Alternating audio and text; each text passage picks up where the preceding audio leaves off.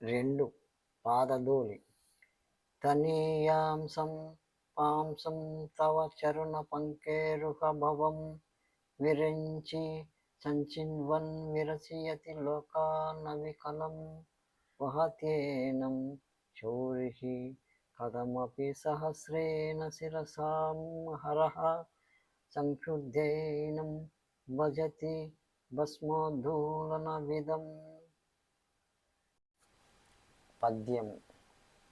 శ్రీ మహారాజ్ఞి చిత్కళా ప్రేమ శిఖరి రాజరాజేశ్వరి శైలరాజకుమారి బాల నీ పాద పంకేరుహాలి ధూళి కణములోని సహస్ర భాగము గరిమ మహిమ వర్ణింపవశమే సామాన్యమతికి.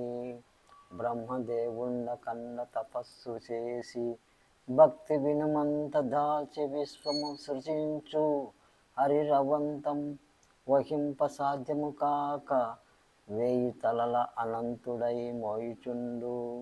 శివుడొక్కింత విభూతిగా స్వీకరించి ఈశ్వరత్వము పొందు తల్లి భవాని.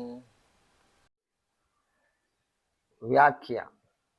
అమ్మా భవాని, బ్రహ్మదేవుడు నీ పాద పద్మ రజోకణములో ఇంచుకంత సంపాదించుకొని తలధరించి ఆ మహామహిమ ప్రభావంతో సర్వశక్తి సంపన్నుడై ఈ 14 లోకాలను ఎటువంటి వైకల్యము సంఘర్షణము లేకుండా చక్కగా సృష్టిస్తున్నాడు తల్లి. శ్రీ మహావిష్ణువు నీ పాదధూళి మహత్వం వల్లనే శుంసుమార రూపంలో ఊర్ధ్వలోకాలు 7ను, సహస్ర శీర్షుడై శేషాకి రూపంలో అధోలోకాలు 7ను రక్షిస్తున్నాడు తల్లి. పరమశివుడు నీ పాదధూళి మహామహిమాన్వితమని గ్రహించి సౌందర్య సాధనగా దేహానికి అలంకరించుకొని విభూతి సుందరుడై ప్రకాశిస్తున్నాడు. సమాధి స్థితిలో విరాజిల్లుతున్నాడు. ఈ త్రిమూర్తుల శక్తి సామర్థ్యాలకు విశ్వ పరిపాలనకు నీ పాదధూళి కారణమే సమర్థనీయమై అలలారుతున్నది తల్లి.